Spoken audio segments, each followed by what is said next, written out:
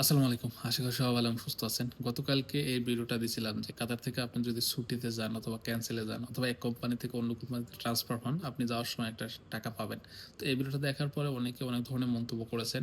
বিশেষ করে যারা ঘরের বিষয়ে কাজ করেন তারা জানতে চাচ্ছেন যে আমরা এই সুযোগ সুবিধাটা পাবো কিনা। ফ্রি ভিসার লোকও জানতে চাচ্ছেন আমরা এই সুযোগ সুবিধাটা পাবো কিনা। আবার দেখা যাচ্ছে যে অনেক কোম্পানির লোকে এই সুযোগ সুবিধাটা পাচ্ছে না। তাদের জন্য আজকের এই ভিডিওটি। যদি প্রথমবারের মতো আমাকে এই ভিডিওতে দেখে থাকেন, অবশ্যই আমার আইডিগুলোতে গিয়ে অন্যান্য ভিডিওগুলো দেখে ভালো লাগলে অবশ্যই ফলো করে আসবেন। এবার আসি মেন কথায়। আমি এখন যেখানে বসে আছি এটা হচ্ছে একটা বাড়ি, এটা কোম্পানি না, ঠিক আছে? তো এই বাড়িতে এখানে তাব্বাক, মেড, ড্রাইভার আরও অন্যান্য অনেক লোক কাজ করে এবং এখান থেকে যারা ছুটিতে যায় অবশ্যই তারা ছুটির টাকা নিয়ে যায় এবং যদি ক্যান্সেলে যায় ক্যান্সেলের টাকাও নিয়ে যায় যদি কোনো অকারেন্স না করে।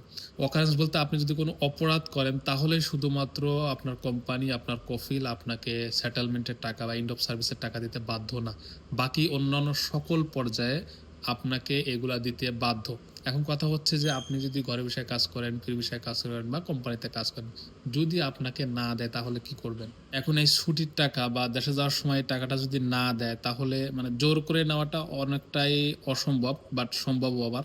আপনি যদি এটা না পান অবশ্যই আপনি অভিযোগ করতে পারেন। সেজন্য আপনার লেবার মিনিস্ট্রির একটা প্ল্যাটফর্ম আছে, ওইখানে গিয়ে আপনাকে অভিযোগ দায়ের করতে হবে যথাযথ প্রমাণ সহ।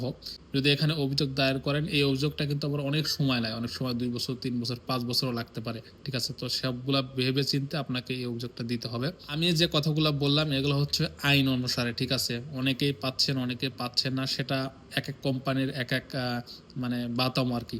যদি ভালো কোম্পানি হয় এগুলা নিয়ে কথা বলা লাগে না, তারা অটোমেটিক এগুলা দিয়ে দেয়। আবার অনেকে জিজ্ঞাসা করতেছেন ভাই আমি তো ফ্রি বিষয়, আমি কি পাবো? আসলে আপনি তো অলরেডি একটা মিউচুয়াল এগ্রিমেন্টে আছেন, বছর বছরে আপনি আরো টাকা দিচ্ছেন, আপনি কিভাবে টাকা পাবেন? মানে আপনি তো তার আন্ডারে আর কাজ করতেছেন না, আপনি নৈতিকভাবে আপনি তাদের কাছে ডিমান্ড করতে পারবেন না। আইন অনুসারে পারলেও নৈতিকভাবে কিন্তু আপনি তার কাছ থেকে এগুলা ডিমান্ড করতে পারবেন না।